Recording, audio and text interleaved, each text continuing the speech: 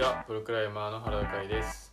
今日は、普段僕のチャンネルの英語字幕を担当してくれてる、アメリカにいるご夫妻の方と、Zoom をつないで、いろいろ質問とかに答えていこうと思います。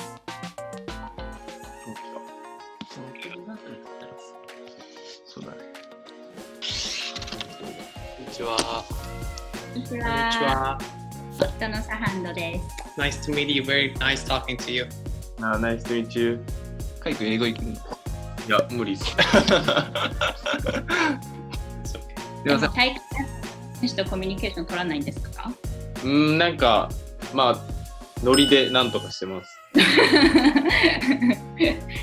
アメリカのインディアナ州に住んでいます。大学院生の太田茜です。クライミングはアメリカに来てから始めてもう3年ぐらい経ってます。じゃあ夫のサハンドです。Hi Kai, my name is Sahand. I'm from Iran and I've been living in the US for the last 8-9 years and we're very happy to talk to you.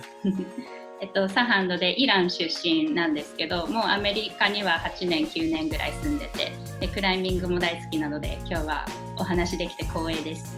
じゃあサハンドから質問、じゃあいろいろ質問があるので、クライマーとしてプロの原田選手に。So, do you have any questions? Yeah, I have a bunch of questions actually to ask. So, yeah, we listed some questions here. So, what I'm really curious about is what's the secret of Japan climbing team in general? We always see Japanese in finals and there's always a new face you see on finals. And what is really surprising is there are other countries like Germany as well. They have great facilities and coaches, but you don't really see so many of them in finals. So I think whenever we talk with our friends, climbing friends, or whenever in general there's gathering, there's always a question what's the secret in Japanese climbing community that they're so strong and they're always show up very well and very prepared in competitions. そうですね。いきなりちょっと難しいですね、質問が。まず日本人がなんで強いかっていうか、正直僕らもびっくりしてるというか、多分 2,3 年前とかまで日本人が決勝に1人残るか残らないかとかだったんですね。2-3 years ago, it was only maybe 1 or 2 Japanese go to the finals. でも多分それから、ある年を境に、2,3 人必ず残るようになって、それから本当に日本人は決勝にいて当たり前みたいな感じになったんですけど、ちょうど僕がワールドカップに参戦する前の年ぐらいからそうなり始めてて、で多分一番大きかったのはトモア君と心さんがずっと2人がもう決勝で争ってるような時期があって、トモア君が年間チャンピオンを取った時、その時からやっぱその流れが変わったというか、当たり前っていう流れを作ったじゃないですけど、そういう流れができてからなので、急に多分技術が強くなったとかそういうことじゃなくて、多分そういう流れっていうのはあったと思います。なるほど。Yeah, it's been just 2-3 years that 2 or 3 Japanese constantly go to the final, and that move started from Kokoro and Tomoa. That was one period that they were always in the final and competing each other. And after Tomoa won the world championship, then it became like that after that. So these two are kind of a pioneer. I see. Yeah. So it's not technique or they just put so many strong training or anything. It just became like that suddenly. Interesting. すごいですね。僕が思うにはですけど。なんか練習とかしてても、なんで日本人はそんな強いんだって周りに言われたり。多分その練習っていうか、その大会のアップエリアとかもそうなんですけど、結構やっぱ日本人ってそのアップエリアとかでも強くて。アップエリアで強い、もうオーラが出てるみたいなことですか？技術的にはもう結構多分ずっと強い方だったんですけど、多分その大会とかの、雰囲気とかだったりで活躍できてなかったのが、その実力をちゃんと出せるようになったというか、なるほど。大会でちゃんとしっかり実力出せるようになったんじゃないかなと思う。Yeah, they've been having enough technique and enough strength, but they haven't been able to just show that in the actual competitions. But yeah, after Japan became strong, it's just the atmosphere and everything were in their side. I see. Yeah. Hopefully it keeps happening again. このまま強いまんまでいてください。So what's the what's like whenever they have whenever there is a Japan national team training, what is the camp like how do you, what is the training trend? What do you guys mostly do? I'm just curious to know. 本当に、正直な話、日本代表のトレーニングってほとんどなくて、海外に結構定期的に代表みんなで集まってトレーニングするっていうのがほぼほぼなくて、本当になんか、年に多分 3,4 回ぐらい。本当に世界選手権前とか、なんか重要な大会がある前とか、あとは、冬とかに1回やって、って感じなんで、海外にそのワールドカップ前に行って、前日とか一緒に練習するっていうのはあるんですけど、それ以外で集まってあんまりないです。They train before the competition when they go to abroad, but like in Japan, they don't really regularly gather to train. I see. 内容はどんな感じなんですか？それでも冬場とか大会前するとき、内容はどういうことをするんですか？でもその集まった場合でも基本的には各選手自由というか、もう自分のやりたいトレーニングをやるっていう感じで、今年の年始に、1月にインスブルック行ってトレーニングしたんですけど、でもとりあえずもうコーチは選手のやりたいことをさせたいっていうスタンスなので、あらかじめ選手にやりたいことを聞いて、でそれでもう勝手にどうぞみたいな感じですね。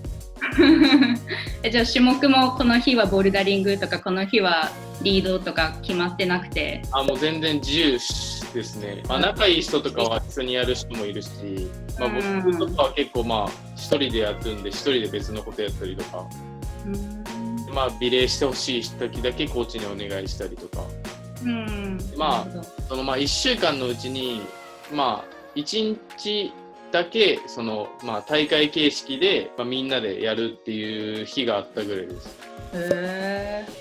I asked what they do in the training, and they said they went to Innsbruck in January this year, and basically it's just they do whatever they want to.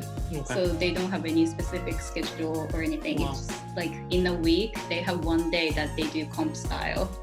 But other than that, the coaches just follow what climbers want to do. Interesting. So some close friends gather to train together, but Kai, he just climbs alone most of the time. Who is his best climbing friend? 一番仲のいい友達は誰ですかって代表チームで。We signed with Keita Watabe in B Pump. ビッパンプでは渡部圭太選手とかと一緒にいた気がするんですけど。代表選手でも誰だろう。でも本当にみんな仲良くて、あんまり誰とかないですね、逆に。Everyone. Nobody specific. 代表の時はそれこそみんなで部屋で集まったらゲームしてたりとかするんで。Yeah, during the training they just gather in the room and play video games. じゃあそういう日本代表のトレーニングがなくても日頃の練習から結構集まって一緒に練習しようみたいな感じなんですか？なんかその荻窪だったりとかだったら別に約束してなくても行ったら必ず誰かいるみたいな。僕の場合は結構僕一人で登るのが好きなんで、僕は結構普段から一人で登ってます。サハンドもそんな感じです。一人でなんかもう黙々と打ち込むのが大好きなタイプ。僕もそうですね。なんか八王子でクリンプこうやってなんかクリンプに行って体ブーンってなったみたいなムーブかって、それがすごかったって。Is his shoulder okay? 肩大丈夫ですかって。はい。大丈夫。Yeah, so the question I was wondering is like a lot of times you guys are like practicing and like climbing on like very tiny crimps, and if it's constant, of course you put a lot of force on your pulleys and your finger joints. For average climber, for example, like me, if I constantly climb on like very small crimps, eventually, like I guess like over a couple of months, if I constantly like press hard on my crimp pulls, eventually I'm going to get an injury. What is your advice? What is the best practice? Even though a lot of times we practice not to do a full crimp, even half crimp, but it puts a lot of forces. So I was wondering, you as a professional climber, how do you overcome the stress on your joints? そうですね。まず関節が痛くなったりすることは、僕は結構少ない方なんですけど、でもあります全然。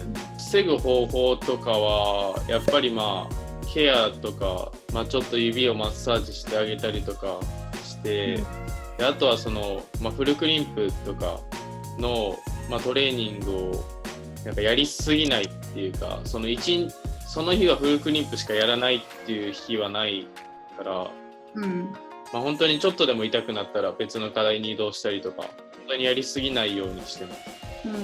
He says it happens to him too, like crimping and injuring fingers. Yeah, but it's just trying to massage and work on finger strength. But yeah, the best is that you shouldn't work too much on crimps.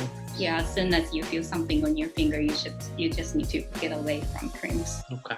アップとかもちゃんと指が温まるようにゆっくりやるっていうのがいいと思います。Warm up very well to warm up your fingers. でも原田選手あんまりフィンガーボードとかやらないっておっしゃってたじゃないですか。でも指のフィンガーストレングス、指の強さっていうのはどうやってもう本当にクライミングしまくるだけですか？そうですね。やっぱフィンガーボードとかやったりしても、実際に本当に指は強くなるかもしれないんですけど、やっぱりそこからやっぱ上りで使えないと意味がないので、なんかそれだったらもうクライミングでなるほど。じゃあクリンプはもうフィンガーボードもいいけど壁にある実際のクリンプでトレーニングしろっていうことですね。そうですね。僕はそう思います。でもヨーロッパの人とかアメリカのクライマーとかプロの人って結構すごいボードやトレーニングしてるじゃないですか。あんま日本ではそういうことしないんですか？他の選手も。いや、やってる人もいます全然。けど僕は一番はそんなにまず面白くないっていう。確かに。楽しいんで。Yeah, he says crimping, you just need to climb on the actual wall. That's train. That's his style at least. Yeah, and I asked, there are so many climbers in Europe, America doing board. And I asked him if it's the same for other Japanese climbers too. He said no, there are people doing hangboard. He just thinks it's boring. So I think this question is also relevant if I ask. Sorry, I've been asking too many questions. So I think like based on the previous videos, you are kind of against like weight training because it just adds like too much muscle to your body. But I was wondering, how do you bulletproof your body against injuries? Because if you're constantly going to competitions, constantly training, then there's a high chance of getting injured. And as far as I know, you don't do any like weight training based on what you said. So I was just curious, how do you maintain your body? そうですね。もうそこは本当に大会期間中とかはもうあんまり登りすぎないようにして、できるだけ休む時間を増やしたりとか、本当に疲れてると思ったらしっかり休むっていうのがまずポイントで。Yeah, it's important to take a rest when you think you're tired. であとはできるだけ回復するように、マッサージだったりとかストレッチとかをしっかりやるっていうのが一番大事かなと思います。Massaging, stretching for recovery, good recovery. So no weight training whatsoever.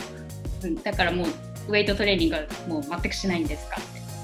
ウェイトやんないのはもともと結構やってた時期があって昔に、結構体重とかもすごい増えたりして、時にウェイトやってシーズン入るじゃないですか。でシーズン前半って結構ずっと調子悪くて。ウェイトトレーニングしてた時。で、シーズン中盤とかで、やんなくなって、体重が落ちてったりして、元の状態に戻った時の方が結構調子が良くて、それがあったんで、もうやんない方がいいのかなっていう風な不安になったし、やっぱりその体重が増えてるとどうしても指にかかる負担も大きくなって怪我も増えるので、できるだけそこはずっとキープした方が怪我もなくなるんで。なるほど、逆に怪我しなくなるんです。はい。He said he used to do weight training a lot, like long time ago, and he does weight training and go to competition with a weight on, like put more weight on because of weight training, and he couldn't do very good in the competitions. And like half past the season, then he loses weight because he hasn't done weight training, and then he starts to perform better. Wow. So that's when he realized that weight training is probably not a good idea because it puts on weight. I see. Yeah. Thank you. Mental training? Oh yeah. メンタルトレーニングって何かしてますか？いや